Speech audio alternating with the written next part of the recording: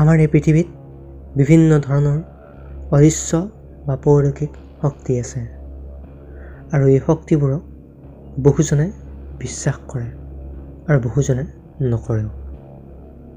কিন্তু মোৰ ভাব যে যেনেদৰে ভগৱান থাকে ঠিক তেনেদৰে এই অদৃশ্য বা পৌৰাণিক শক্তিসমূহ আমাৰ মাজত আছে, যাক আমি দেখা নাপাওঁ কিন্তু তাক বহুতে হয়তো অনুভৱ কৰিছেও।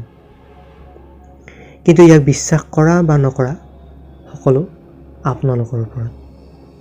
নমস্কাৰ, মোৰ নাম বিৰাজ আৰু স্বাগত কৰিছোঁ আপোনালোক সকলোকে মোৰ নতুন ইউটিউব চেনেল হৰৰ এণ্ড মিষ্টেৰিয়াছ হাউচলৈ। আপোনালোকে মোৰ এই চেনেলটোত আজিৰ পৰা হৰৰ আৰু মিষ্টেৰিয়াছ টপিকৰ ওপৰত প্ৰতি সপ্তাহতে ভিডিঅ' পাই যাব। গতিকে যদি আপুনি হৰৰ আৰু মিষ্টেৰিয়াছ টপিকৰ ওপৰত ইণ্টাৰেষ্টেড হয়, অৰ্থাৎ ভূতীয়া আৰু ৰহস্যজনক টপিকৰ ওপৰত যদি ইণ্টাৰেষ্টেড, তেন্তে মোৰ এই চেনেলটো নিশ্চয় ছাবস্ক্ৰাইব কৰি ল'ব আৰু লগতে বেল আইকনটো প্ৰেছ কৰি অল অপশ্যনত ক্লিক কৰি ল'ব আৰু নিশ্চয় এটা ভিডিঅ'টো লাইক কৰিব। গতিকে আহক আজি আমাৰ ভিডিঅ'ৰ টপিকটো আৰম্ভ কৰোঁ। ইউনাইটেড ষ্টেটত স্থিত ইলাস্কা নামৰ চহৰখনৰ এটা ভূতীয়া ঘৰ।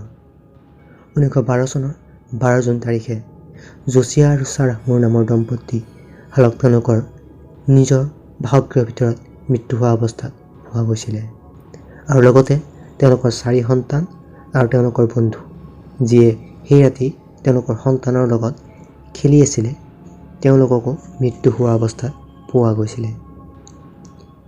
আৰু আজিলৈকে এই ঘটনা এটা ৰহস্য হৈ আছে যে এয়া কোনো অপৰাধ আছিল নে কিবা বেলেগ। এই ঘৰটো ইউনাইটেড ষ্টেটৰ সকলোতকৈ ভয়ানক আৰু ভূতীয়া ঘৰ হিচাপে গণ্য কৰা হয়। টুৰিষ্টসকলেও এই ঘৰটোৰ প্ৰতি সদায় আকৰ্ষিত হৈ আহি আছে। মানুহে এই ঘৰটোত এৰাতি থাকিবৰ বাবে $400 অৰ্থাৎ ইণ্ডিয়ান ৰুপিছত 28,000 পৰা 29,000 টকা দিব লাগে।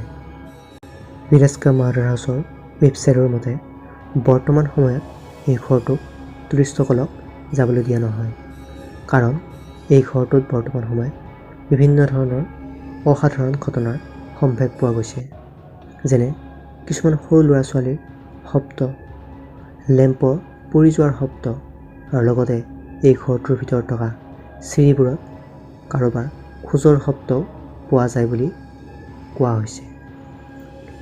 2014 চনত পেৰানৰ্মেল ইনভেষ্টিগেটৰ এজনে এই ঘৰটোত ৰাতি থাকিবলৈ গৈছিল আৰু তাৰপিছতে ইনভেষ্টিগেটৰজনে নিজকে নিজে মাৰি পেলায়।